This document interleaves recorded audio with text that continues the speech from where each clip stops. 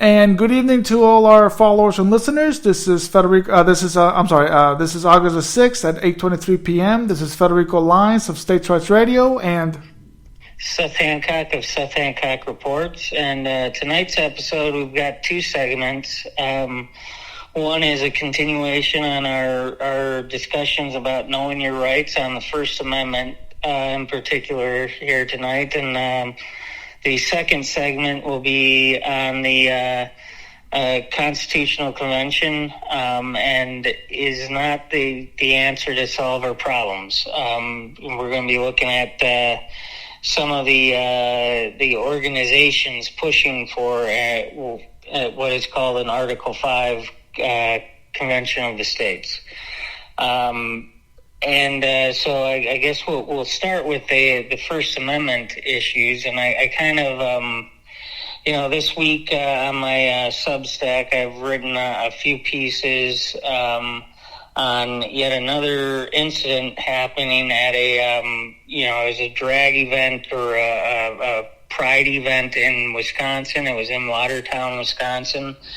And there were Christians there on public property who were there to basically spread the gospel, which is antithetical to what was going on with the Pride event, and put your thoughts on which side of the debate you're on. They had a First Amendment right to be there and do what they were doing, and they were arrested. It's kind of like what I wrote about in Pennsylvania, where there was a Christian who was arrested for reading the Bible at a Pride event. I kind of wanted to bring that up, and also another case up that I just read from the Rutherford Institute. I'm a Christian. I make no qualms about that, but so I'm obviously I'm on the side of these Christians, not only for the First Amendment right, but also I agree with them. But it doesn't matter to me. It's that old line. I might not agree with what you have to say. But I'll defend to the death your right to say it, and that's with this case and with the Rutherford Institute. There was a case out of the Dodge County Detention Facility in Wisconsin, where they have day room common areas where they prohibit personal worship. While they have that prohibition in place, the jail guards allowed Christians to meet in the common area to hold a Bible study, but they did not allow a Muslim inmate to use the common areas for his prayers. And, according to Islam, they have to pray a certain amount of times a day. They're not allowed to pray in a place that is deemed unclean. Well, he was made to pray in his jail cell next to the toilet, which is an unclean place for them. Obviously, like I said, I'm a Christian. I don't agree with Islam and their rules on prayer and everything, but I believe in their right to have the same treatment as the Christian inmates who are allowed to use the common areas. And so in this case, it's actually going through the courts right now. Lower courts have already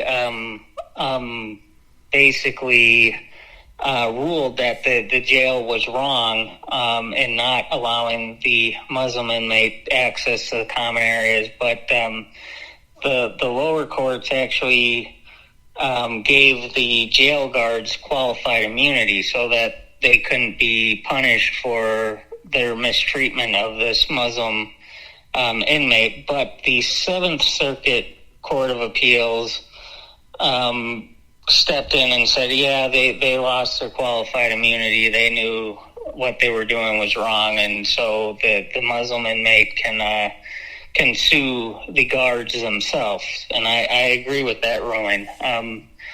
But it gives us a good case for us to just talk about how the First Amendment gives everybody the same rights. It doesn't matter if you agree with them or not. We need to defend everybody's First Amendment rights. No, you're right. The First Amendment is quite clear that Congress, the government, whether it's federal or state, because keep in mind that the Constitution is a compact with the states, an agreement with the states, shall not should not make a law of an establishment of religion, and it says of a religion.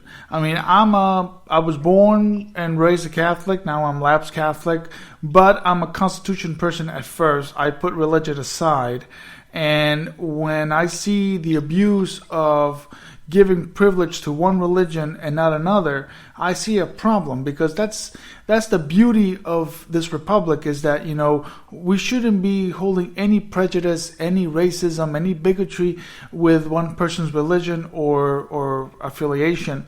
And it's, you know, as I said a couple of times, I may not agree with certain groups. I don't agree with the Westboro Baptist Church people, or the Ku Klux Klan, or the Black Panthers, or the Nazis, or the communists. I don't agree with them. I don't like them. They're sort of a terrorist organization. But the Supreme Court has affirmed their right with their First Amendment, and they can spew their nonsense, they can spew their speech. I choose to ignore, and it's a catch-22. The First Amendment would be a catch-22. I can choose to ignore, and they can continue on saying what they want to say, pray what they want to pray.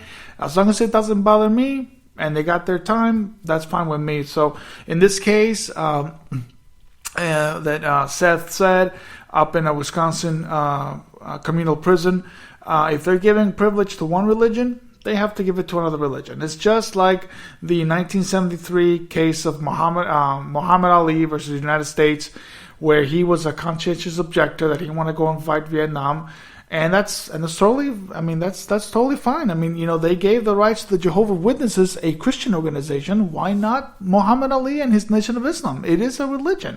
So, you know, we really need to come to terms and end this prejudice, end this racism, end this bigotry, and just understand the basic rights that the Constitution and the Bill of Rights give us. It's for everybody, for naturalized born citizens or naturalized citizens, or even residents. You know, it's something that, you know, we have rights, and that's my train of thought there, but I'll let you continue, Seth.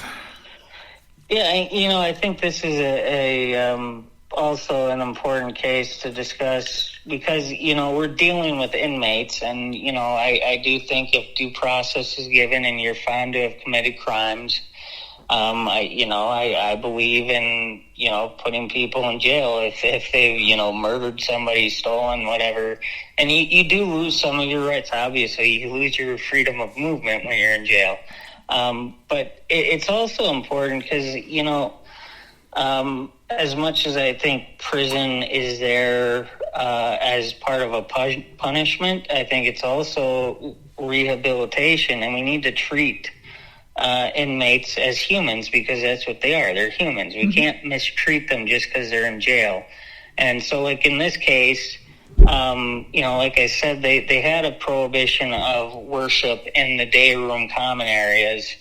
So had they not allowed the Christians to do their Bible study in the common areas, and they treated them the same as the Muslim inmate, I guess, you know, they'd be treating everybody equally in that case. But I'm glad they allowed the Christians to do their Bible study in the common area, but they need to allow the Muslim to as well. And, you know, like I said, we're dealing with prisoners, but we still need to treat them like humans, because they're going to be out in the general society again. We don't want to, you know, make them hardened criminals while they're in prison. And, you know, just on a moral side, you know, we should still treat people as humans. And so that's also something important to recognize in this case. That we're dealing with inmates, and I'm glad they allow the Christians to use the common area for their Bible study, but they need to allow the Muslim to use it as well. Yeah, now I remember, I was going to give a little brief history on the writing of the First Amendment, and, you know, James Madison wrote the Bill of Rights, and particularly the First Amendment, because in the Commonwealth of Virginia, Virginia had a state-recognized religion, which was the Church of England, and I do believe that James Madison was an Episcopalian. And he thought that government should not be giving sanctioned or privilege to one religion and not the other, because it is unfair. It is not right. For example, like in Argentina, the official religion is the Roman Catholic Church, and even for president, you have to be a Catholic. I mean, that's unfair, because you deny it to other people to achieve that highest office in Argentina. Here in this country, we don't have that. We have to, these people, whatever their crime is, as Seth pointed out, they're humans, and they need to, we need to respect their beliefs and their rights. Yes, they've lost their right to movement, as Seth pointed out. They're going to make their time for the crimes they committed, but, you're going to accommodate a Christian organization, a Christian group. You need to accommodate a religion of Muslim or Judaism or even Satanism. And, just like, they have their little Aryan Union, they can have their own little Black Panther movement or their Latino MS-13. I mean, that's fine. They got their own little group separate, they're violent groups, but they can, they can preach their hatred. As long as you choose to ignore them, that's fine. But, you need to know your rights. Even in the prison system, which, some prisons do have a better library, room than other prisons, but they need to know what their rights are, and we need to support a First Amendment for all, not just for one. That's why I kind of get upset when I hear Marjorie Green, where she's always calling this is a Christian nation, or Lauren Boebert from Colorado, this is a Christian nation. No, it's not. This country was not really founded on Judeo-Christian values. We've had, there were Jewish people, fighting the cause for the revolution against Great Britain. There was Hispanics, Catholics. So this is not really a Christian nation. We've had, Jewish people do that. So, I find it very ignorant and idiotic. And again, this is the MAGA movement that, they like to preach this stupidity. And it just makes me really upset to hear that. So I just, we have to respect one another no matter what. And, just go about your business. Well, it's kind of interesting because you mentioned Satanism, and it's one of those things like because this can really go into our kind of our take on so many of our problems is because of big government, and it kind of reminded me of I've seen some recently about these Satan clubs that are popping up in some government schools across the country. And there's a pushback against it, and it's like I said, as a Christian, I find it very concerning that there are these Satan clubs popping up in public schools. But this is what we get when we allow the government to do what the government doesn't have a right to do. You've got to allow the Satan clubs in the government schools if you're going to allow Bible clubs or Quran clubs or whatever other clubs there are after school. If you really want to deal with these problems, and, I'd be upset if I had kids in a public school and there was a Satan club, but I probably wouldn't send my kids to a public school because it's not the taxpayer's responsibility to educate my child. That if we actually get rid of the government involvement in things that they have no business to be involved in, then we don't have these problems. But this is, I think, so many of these issues would be corrected if we just said, "Yeah, government, butt out." Well, yeah, government butt out, but the thing is that for example, I know that you and I, you're a Christian man. And I know we've come to disagreement on terms on school prayer in public schools, or even school prayer in private schools, where private schools have received federal government funding or state government funding. Should private schools be allowed to reach out to do a school prayer on a Christian God or Jewish God or Muslim God? I went to a Catholic university, a private Catholic university, and every morning the one of the priests did a morning prayer, and I found out later that St. Thomas University received a federal funding grant, and I'm like, did St. Thomas just became a GSC, a government-sponsored entity? Should be allowed government school prayer if they're accepting government funds, public taxpayer funds. So I think I do agree with that Supreme Court decision, 1963. I think school prayer should not be forced. Again, you can have Bible clubs, you can have Satan clubs, you can have whatever kind of Jewish club, Muslim club, Buddhist club, Hindu club, Shiva, whatever. I mean, as long as there's no government funding on it, or we're requesting government funds on a Saint club or a Christian club, I'm fine by it. I mean, as long as there's no funding to it, that's my main concern. As long as there's no funding into these clubs or these programs into the public school system, then I'm fine. If it's individually involved and all that, I'm all for that. So I know that you probably do want to overturn 1963 school prayer decision. I'm actually one of the few constitutionalists that actually agree with that decision. But that's one of the good things that you and I are on this podcast, that we can debate and we can agree to disagree and still have a lively discussion, right, Seth? Yeah, and we need to have these discussions in a way where we're trying to recognize everybody's rights, and that everybody has the same rights, and these rights are inherent. They're not given to us by the Constitution. The Constitution is recognizing that these are the rights we already have based on our humanity. Yes, and it's rights that must be respected by both state and federal governments. And whether you like it or not, I mean, if somebody, in the 1960s with the Vietnam War and the draft movement and all that, somebody wore a F the draft into a public courtroom. I mean, that's his freedom of speech. If he wants to say F the draft or something like that, or LBJ, how many kids did you kill today? I mean, or Bush, whatever. It's your right, and government has no right to silence you like that. So even for prison inmates, they still have rights. And know your, this is a continuation of our last program, to know your rights. And the First Amendment is the most prized amendment we have. And I just want to point out that before Justice Ginsburg passed away, she had an interview with Katie Couric, and she actually, dismissed the people who kneeled in football stadiums.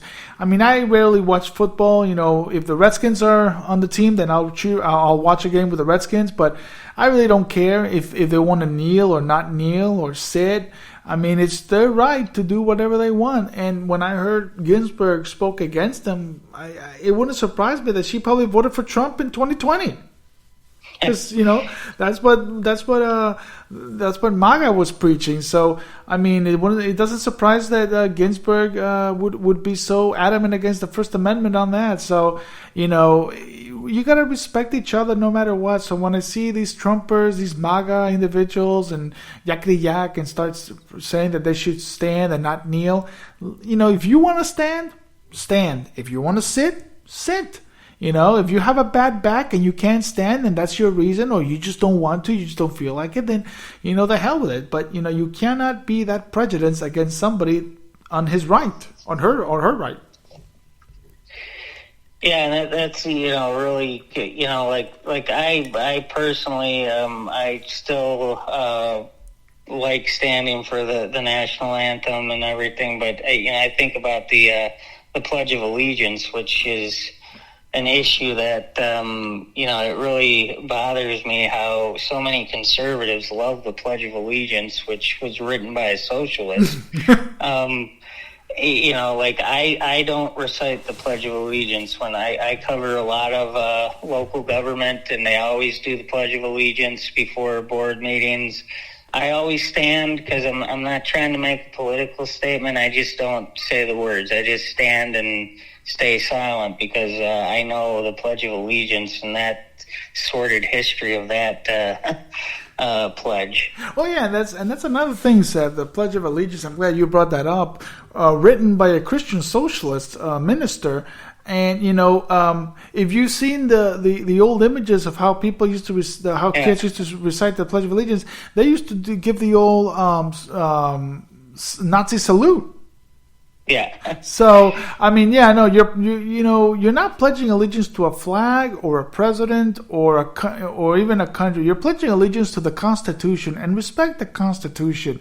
This is where also you and I have come to disagreement terms that when politicians take the oath of office and they take it on a religious book, whether the Bible, the Quran, or the Torah, and I only believe that they should be upholding their oath of office with the Constitution. I think they should be putting their hand over the Constitution of the United States of America and swearing an oath that they're going to protect and maintain the Constitution. But this whole religious movement from because you had a congressman from Michigan. I think he's the first Muslim American that was elected to office, or not the first elected, but who uphold his oath of office on a Quran.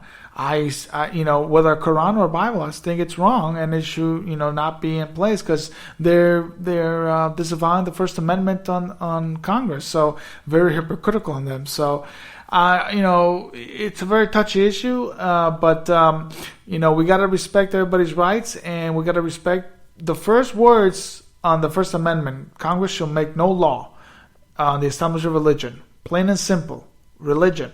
It's everything. It's not just one, just not the other. It's everything. It's all religions. And I'm glad we live in a country where we don't have a recognized state religion, which I know the Trumpers love. They want to create the little MAGA cult of Trumpism as their religion. Yeah, and this is part of the problem is that, as a Christian, I believe wholeheartedly in the Bible, but I can't force it on anybody. You're going to turn people away from God if you try to force your views on people. You need to have the free speech to try and win people over for Christ, but you can't force it on people, and that's something that I think people of all different religions need to understand. Yeah, no, absolutely. So, and with that note, let's move on to the second segment. And just before we go to the second segment, know your rights and know your First Amendment rights, and respect other people's First Amendment rights, no matter what their speech, their religion. They're peacefully to assemble. So know and recognize and respect their rights. Any last thought on that first segment? Yeah, I'll just reiterate what you said. Know your rights and use your rights. And, when your rights are abused, go after the government, sue them, because that's what this case in Wisconsin, I can tell you that police department has no value for the rights of the people there, and that applies to everybody, not just those Christians. That'll come after you even if you're not a Christian. That police department needs to be held accountable. And know your rights and then exercise your rights. And if your rights are abused, bring accountability to the people who abuse your rights. Exactly. And the second segment we're going to discuss right now is a look on the Constitutional Convention that I have, really read on this, and to bring awareness to the CON-vention of States that it's been perpetrated by a little bit of hypocritical individuals, Mark Meckler and Michael Farris and a few other ones. Their spokesman is former Senator Rick Santorum of Pennsylvania, as I like to say, the Sausage King of Pennsylvania. And a constitutional convention at this day and age, is it really worth it to get involved states like California and New York and even Pennsylvania, New Jersey, Illinois, even Florida, into a room and see if they're going to trample on some current amendments, current articles, and rewrite the Constitution for whatever they need to do? I think it's not necessary. I think the Constitution is fine the way it is. Even what they're proposing, Seth, they're not even proposing getting rid of the two amendments that are really crippling this country. So, with that being said, what they're proposing, I really don't want Article 5 to be invoked because it's not going to help. Yeah, and the first thing, beyond the stupid things that they're pushing, and there are a bunch of stupid things that they're pushing it as if they're going to give more states' rights or more individual rights with this, when in actuality, if you read what they're proposing, it's going to take away rights. But that's a side note. The thing that really bothers me about this is that let's think through this, folks. Is the Constitution the problem, or is the problem the politicians and the bureaucracies and the power that the government's taken that they don't have authority to take? The Constitution is not the problem. The problem is we don't follow the Constitution. But this Constitutional Convention acts as if the Constitution is the problem. If the politicians aren't going to be following our Constitution as it is, what makes you think they're going to follow this new great Constitution that you guys are thinking up? It's just stupid. The Constitution is not the problem. The problem is we're not following the Constitution. And, it's just... it's just we need to. This is kind of the whole point of our title, restoring the Constitution. That's what we need. We need to restore the Constitution that we've lost because the politicians aren't following it. And this just goes in a completely other direction, and they're conning a lot of people. And if you look at the people behind it, a lot of them, like Mark Levin, he's just a conservative Inc. guy who is making money, just being a blowhard and saying a bunch of stupid stuff like, let's go to war whenever one's proposed. That's Mark Levin. He wants to go into every war that's possible. But the Constitution is not the problem. No, it's not. And the thing is that what they're proposing, they're proposing term limits to Congress. Okay, they're going to propose national term limits to Congress, and again, they want to impose a national directive on individual state sovereignty for term limits. That's not the problem. The problem is not term limits. It's, because you're going to get the same corrupt individuals over, within a 6-year spectrum. And you can't do that. You're going to have to get rid of, the amendment that's crippling that is the 17th Amendment, where, honestly, people think that there was corruption prior to the 17th Amendment. But I did research on that, and there were only about maybe 5 cases or 1 case that claims of corruption, of a corrupt bargain between the state legislators, and the candidate for Senate. And quite honestly, after the 17th Amendment passed, you've had multitude of corrupt activities. You have one right now with the senator from New Jersey, Bob Menendez. Or let's not forget your esteemed governor said, Rod Blagojevich, where he said he was not going to give it up for free Barack Obama's Senate seat. You didn't have that back then. That sense of privilege and entitlement that they had before. So term limits is not going to help nothing. And then this thing also with balanced budgets and a balanced budget amendment, they're not gonna. Congress will override that balanced budget amendment because they have the 16th Amendment, they have the Federal Reserve, and they're going to give two craps on a balanced budget amendment. The real crippling is that 16th Amendment that's giving Congress the power to tax and spend wherever it sees, wherever they find source derived. So, it's weak. It's weak-minded, these proposals. And then you have, like I said before, Governor Gavin Newsom of California proposing gun restrictions on the Second Amendment. And here is where the coup de grace is, Seth, that you're going to have states like California, New York, and Illinois that are high level of electoral votes saying, okay, we'll give you the balanced budget, but you gotta compromise on the Second Amendment. And you're going to have all this compromise that was the ruin of the first Constitutional Convention. Quite honestly, I've been reading the Articles of Confederation. The Articles of Confederation gave more power to the states and less power to the federal government.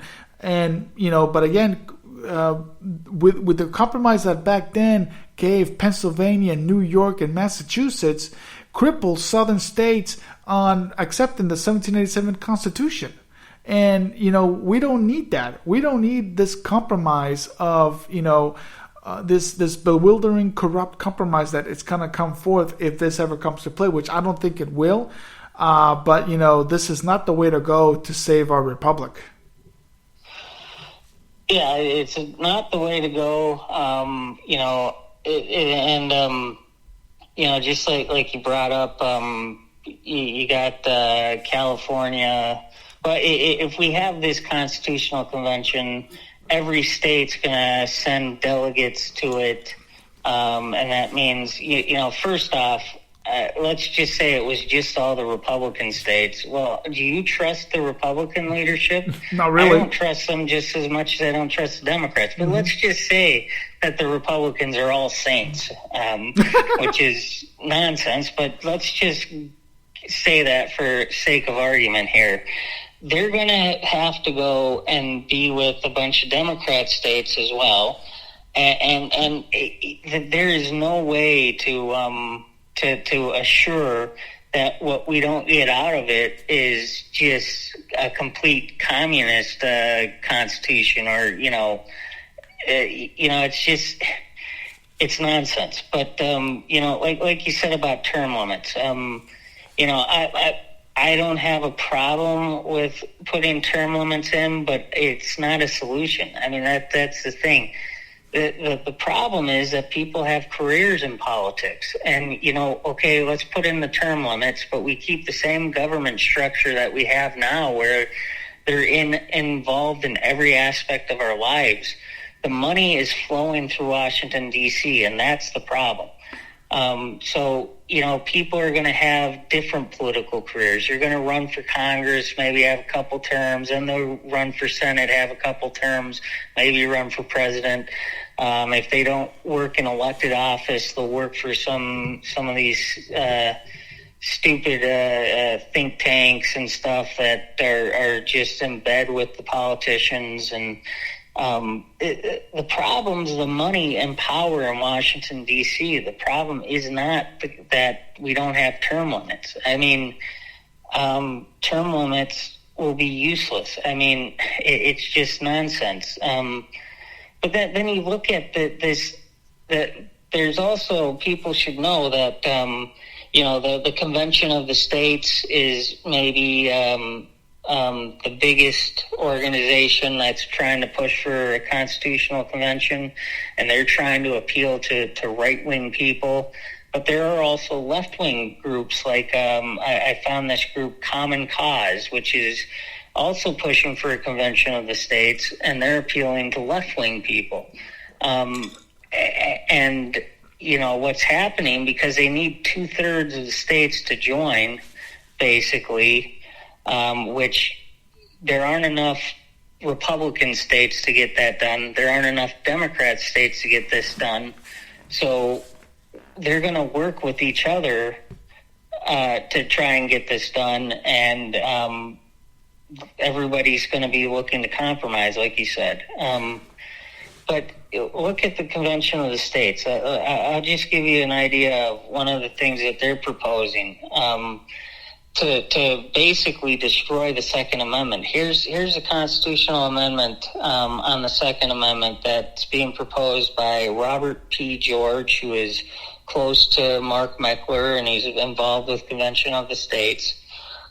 This is his Second Amendment.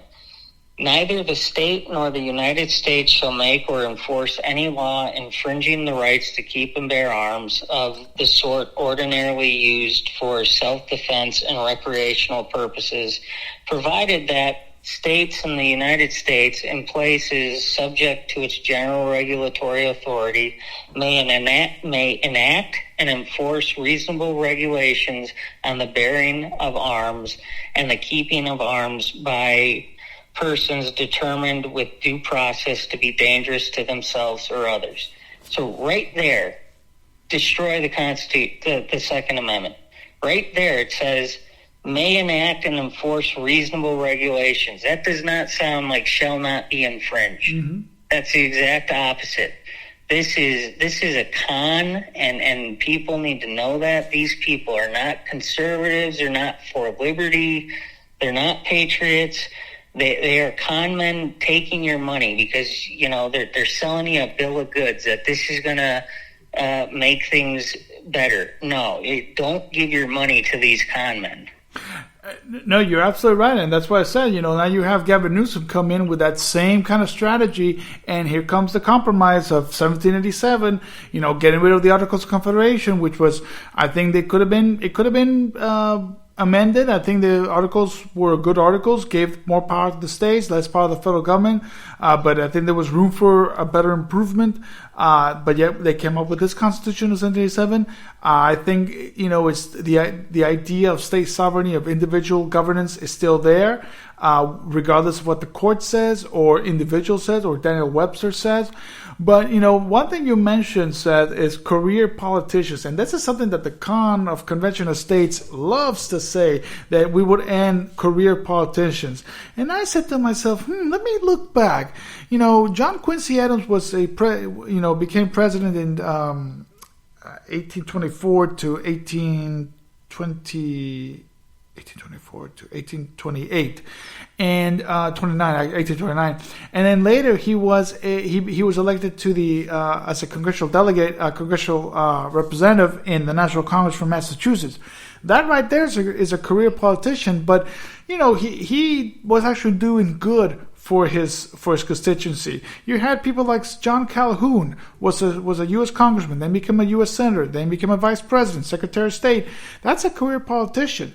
Thaddeus Stevens, et cetera, et cetera. You've had this career politicians is not what they're trying to sell in a lie that, they're career politicians because they're making corrupt bargain deals. Yes, that's true. But then you vote them out. You put an end to the corrupt bargain principles and you vote them out. You push hard on grassroots efforts. You push hard on voter efforts and trying to get them out, but not by invoking term limits.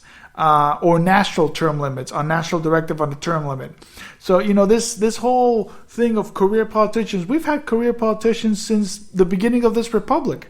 And I never saw a problem with John Quincy Adams that he went to the U.S. He's the only president that was elected to the U.S. House. Or even William Howard Taft, that he was president and he got appointed to the Chief Justice of the Court. So the Convention of this organization is just a sham. And it's a bigger sham, Seth, that it really upsets me that they're trying to quote people like Calvin Coolidge stating that he's for a Convention of States, or even Ronald Reagan.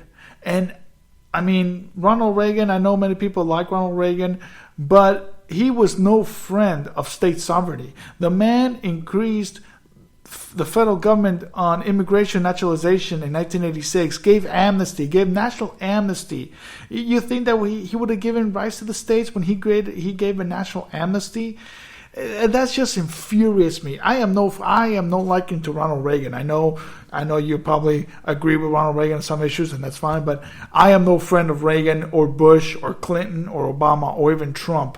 And that's another thing. Oh, I sent you a meme, Seth, on Trump calling for term limits and following, and they're just MAGA. You know, there's an image of Mark Meckler with a MAGA hat, with a Trump 2020 hat. They're MAGA freaks. They're con artists. It's not the way to go. You know, and you know, people, you need to stop giving money to these individuals because they're not doing a good change for this republic. Yeah, you know, and you know, just to touch on, you know, Reagan, you know, I was a Ron Paul supporter in 2012, the last presidential candidate I voted for, who I actually supported, you know, I remember he was the first elected Republican, national Republican to endorse Ronald Reagan, and then he ran against Ronald Reagan as a libertarian because Ronald Reagan did not keep his promises to cut the size of the government. He doubled the size of the government. So, you know, we got to also look, you know, I still have some fond thoughts on things, on some of Ronald Reagan's speeches, but it's just a speech. Doesn't mean that he actually did anything. And that kind of goes into this Convention of the States things. You got to stop just listening to the red meat that they throw at you. Mm-hmm. You got to look at what they're proposing and look at what they're doing. You bring up states' rights, for instance. That's another thing that I was listening to an interview from somebody from the John Birch Society, and the John Birch Society is working very hard to stop the Constitutional Convention. So if you want to get more information, look up on their website, because they agree with us that this is nonsense. But this guy was bringing up that they want to basically they're selling a bill of goods here. One of the amendments that they're proposing is that to nullify bad federal laws, you can nullify bad federal laws with 3/5 of the states agreeing to nullify it. Well, and they're selling this as this is some type of new state power. Well, hey, folks, read the 10th Amendment. You only need one state to nullify a bad federal law. You only need one state to do it. And right now, under our current Constitution, they want to make it 3/5 of the states are required to nullify bad federal law. This is destroying, and they're going to sell you as this is more states' rights when it's actually less. And, you know, just if you have a problem with states, because, yeah, states aren't really nullifying bad federal law because the states want to get their money from the federal government. So if you really want to change things, you need to elect people with a spine who are going to stand up to the federal government and say, you know, enough is enough. We're not following your unconstitutional edicts. That's what you need. You need people with backbone. You need to get rid of the career politicians who are just there for themselves. And you know, you need to elect people with principle and want to stand up to the injustice of our federal government. And this, like I said, the Constitutional Convention, the Convention of the States, they're selling you a bill of goods. They're liars. They're charlatans, and you know they're getting good people caught up in it who don't realize that they're being conned. Yeah, and you mentioned Ron Paul, and I was a Ron Paul back in 2008, and I remember I actually met Ron Paul at my local Harris Teeter in Alexandria, Virginia, and I was thrilled to see him, and if I had an iPhone back then, I definitely would have taken a picture with him because, you know, at the Harris Teeter in Alexandria, and I liked him very much. But, you know, with Ron Paul as well, he always approached the idea of audit the Fed and abolish the Fed. And that's fine and dandy, and that was a good thing. But auditing the Federal Reserve or abolishing the Federal Reserve, it doesn't matter, you know, because in a matter of months, Congress would create a new Federal Reserve, a new federal bank system, and it's the meat of the coconut is the 16th Amendment, and they have to get embodied there. But again, they're not going to, because who is their spokesman now at this convention of states? It's Rick Santorum, the man who also increased, like Reagan, the federal government with the Patriot Act, the man who increased the national education system with the No Child Left Behind Act. So they don't want to get rid of the 16th Amendment because that's their bread and butter to get more federal funding for whatever. And you're right. And you brought up nullification. And just to ask you a question, who is proposing that to nullify federal law you need 3/5 of the states? Who said that? That is a convention of the states. I don't know who said that. But that was somebody from the John Birch Society who was describing some of the amendments that they're proposing. Oh, okay. Because what the Convention of States is proposing, that 3/5 of the states have to get together to nullify a law, that was exactly what John Calhoun was proposing. And I'm saying to myself, why would they want to get 3/5 of the states to nullify federal laws? What happened in 1798, where you had Kentucky and Virginia nullifying the Alien and Sedition Acts of 1798. There were two lonely states that got together and says, "Hey, we don't like this law. We're not going to support it. We're not going to enforce it on your behalf. We're not going to give you one red cent of our time and money to do that." The same thing with Pennsylvania and Wisconsin and other northern states when they were nullifying the fugitive slave law. The federal government can come into Pennsylvania and enforce that law, which was a stupid law to begin with. But Pennsylvania said, no, we're not going to give you our time or day or money to enforce it. So it shouldn't take 3/5. And that would weaken the state sovereign doctrine, which is the 10th Amendment. Folks, this is not something for individual and state freedom. This is a charlatan. Look into the 1798 Principles of 98 resolutions of Virginia and Kentucky, written by two great Virginian framers of the Constitution, James Madison, Thomas Jefferson. Read about them and see how they're proposing to nullify federal law that is their right to do so. So, this Convention of States, and I'm glad you brought up John Birch, because I know I've been in contact with a few John Birchers, and they oppose the Convention of States heartily, and I do too. It's not the way to go. And also said they're actually quoting Michael Seaver from Growing Pains, Kirk Cameron. Give me a break. Michael Seaver, get back to Growing Pains and do your little TV shows and stay out of politics. But it's and then Mark Levin as well. He's just a little charlatan trying to make money out of his Leesburg, Virginia headquarters. And yeah, folks, don't listen. Read your Constitution, read the rights that states have, and not 3/5. I mean, that's just diminishing the state sovereign doctrine, which is the 10th Amendment. Yeah, and just people read the Constitution.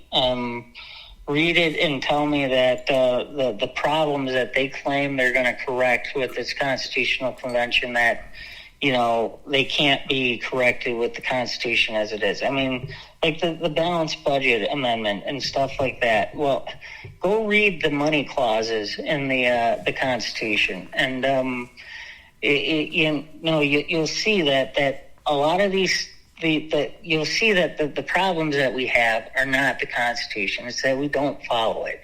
And yeah, like we brought up 16th and 17th Amendment. There are obviously amendments in the Constitution I want to see repealed. Well, we don't need a constitutional convention to do that. We can repeal it without a convention. Just read the Constitution and tell me that that's the problem. It's not. It's not. And just bringing up Mark Meckler and just you want to know the kind of charlatan he is. the John Birch Society has been trying to get him to do a debate with them, and he refuses. This guy goes on to these conservative Inc. platforms and sells a bill of goods to people who have no desire to uphold the Constitution. Most of these conservative Inc. people don't really believe in the Constitution. They're not really conservatives. They're just making money. And, that's the type of guy that Mark Meckler is. He goes to friendly media outlets to state his case. He'll never go on to some platform with somebody who's going to push back on his claims. And he will absolutely, he's smeared people like Phyllis Schlafly, who was, she was a big pro-life woman. She was very much against the Department of Education. And Mark Meckler would, lie about people like her and other people who are opposed to the Convention of the States. And that tells you that he's a con man to me. This guy is going out just selling garbage to people, and will not sit down with anybody who has a different opinion than him. And so just look into these people. Don't buy into their hype and their lies. They're just making money off of people. And this is something that really, we talk about Donald Trump a lot, because I view the same thing, that the guy's a liar and he is grifting people for money. And that's the biggest problem on the conservative side, is they keep following these con men who are not out for their interests. And it's got to stop. People need to wake up to this. No, you're absolutely right. Now, one point I want to make is that before they brought in the Sausage King of Pennsylvania, Rick Santorum, they had, may rest in peace, Dr. No, former Senator Tom Coburn of Oklahoma. Now, Tom Coburn, when he was in the Senate, he was more conservative than Rick Santorum, and I liked him. Which, he endorsed my first book, and I would be forever grateful, even beyond the grave. He was a strong man. He was a Convention of States spokesman, but he spoke differently about it. But now it's just been shady and bringing quotes from people that have no bearing on a Convention of States, quoting from James Madison, John Adams, etc., Mark Levin, Charlie Kirk of Turning Point USA. And, these are individuals that have no clue about how this government works. And, you mentioned the two amendments, the 16th and the 17th Amendment, that, we don't need a constitutional convention to repeal them, but what they're proposing is just going to add more bureaucracy into the mix, and national bureaucracy into the mix. That's not what we need. We need less national bureaucracy. And, that's something that, Tom Coburn always spoke against, the national bureaucracy, and, but now with Rick Santorum, who, again, he was one of them that supported the national bureaucracy of education with the No Child Left Behind Act, and people failed to see that. And it's just sad. It's just really sad that people are not waking up to this thing, and we really do need people to wake up to this, because, like I said in our segment, like Seth said in the segment, the Constitutional Convention is not going to help us out to get out of this mess that is the federal government. It's not going to help us one bit, and we need to involve our state legislators to nullify federal law, get yourself better candidates for Congress if they can, but a Convention of States and a Constitutional Convention is not the way to go. It really is not. And James Madison, I think it was Thomas Jefferson who said, there are some good articles and some bad articles in the Constitution. We have to weed them out and, not use them as much as other ones. And he's totally right. Article 5 is not a good article in the Constitution. So I trust everybody, look into this and remove your support from this Convention of States con movement. Yeah, and... Yeah, like we say, read the Constitution and figure out if the Constitution's a problem or not. It's not. No. I'll answer that question for you. But no, seriously, do it on your own too, because it's you'll see if you believe in liberty, you'll see that if we followed the Constitution, things would be a lot better. And it's not that the Constitution is not the problem. It's that we don't follow it. And that's just look that up and just read the whole Constitution, read the articles, read the amendments, figure out, obviously 16th and 17th we should get rid of. And we've had that precedent in the past. Obviously we had alcohol prohibition and it was repealed. We didn't need to have a convention for that. So, those things like the 16th and 17th, which, like, again, the Constitutional Convention is not even looking to eliminate those. Just understand we don't need a convention to get rid of those bad amendments that were put on past after the Founding Fathers wrote it. So, the Constitution's not the problem. We're not following it. That's the problem. Absolutely. And we're going to keep following and respecting and trying to restore the Constitution. And hopefully you'll catch us on for next week's segment. And Seth, it's always a pleasure. And have yourself a great night. Good night.